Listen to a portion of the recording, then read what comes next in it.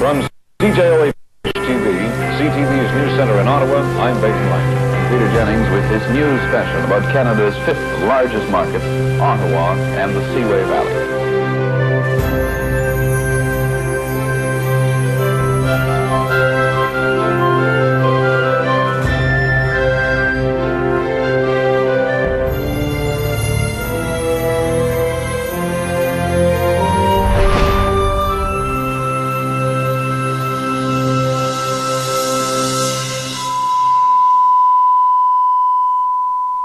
cjoh-TV went on air 50 years ago today, and you welcomed us into your home for the first time.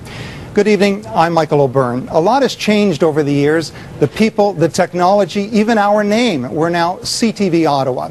But what hasn't changed is great storytelling and commitment to community. So come along as we take a journey through the life of a television station born half a century ago.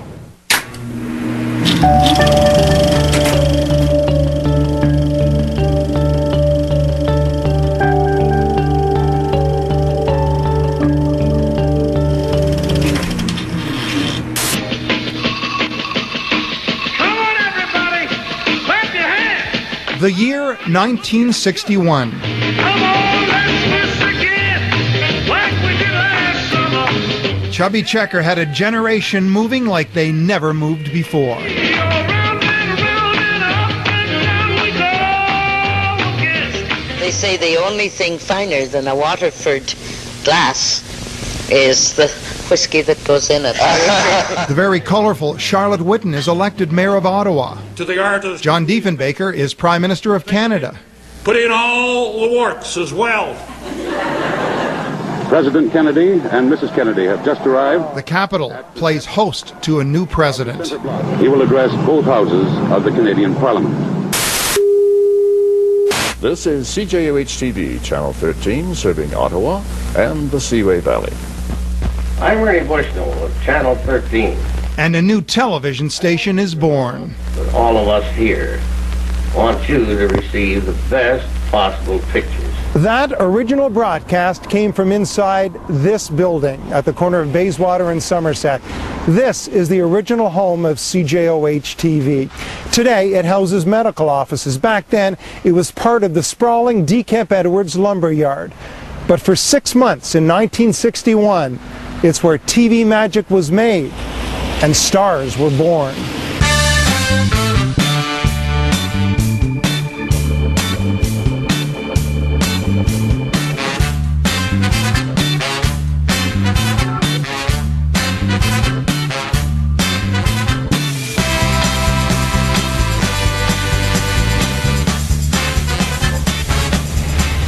Bill, this is where it all began 50 years ago. This is it. Bayswater and Somerset.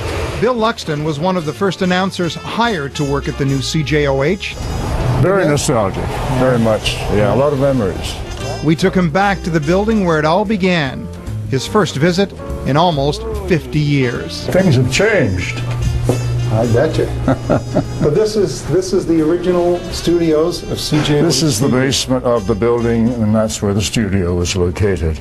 We worked for 6 months here, from March the 12th, when we went on the air, until September, then we moved into 1500 Merivale Road.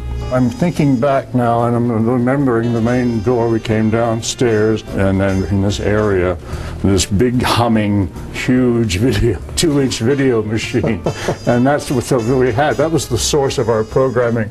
Did you have a sense back in the day, a pioneer sense, a television pioneer sense? Oh yeah, because we were all making terrible mistakes and learning as we went along. And I suppose it was a tremendous training ground. 65 people worked at CJOH when it opened in 1961. One of them went on to become an international broadcast superstar. This 8-piece living room suite can be yours for only $338. Yes, that's the late Peter Jennings doing a furniture commercial. A humble beginning for the man who went on to become the face of ABC News in New York. This is World News Tonight with Peter Jennings. Good evening, everyone. Jennings and many others became stars because of the superstar technicians working behind the scenes. I've asked one of our Channel 13 technicians to come along with a few suggestions in terms that you and I can understand. The Area B will require an outside antenna for good reception, such as this channel master antenna. Use of the fine-tuning control is most important. Using the fine-tuning control helps to tune out unwanted signals. Austin Reeve was the 4th employee hired at CJOH. Here's what he had to say on the 20th anniversary of bringing a TV station to life. We did shows out of there that we really, in retrospect, we probably had no business doing. We did it live, and it was a very, very interesting time. It's always an exciting time, breathing life into a television station, because you are building something new, and you're breathing life into a new television station. And this is a tower for the microwave dishes. Today, Austin is still singing from the same songbook. He's amazed at how it started.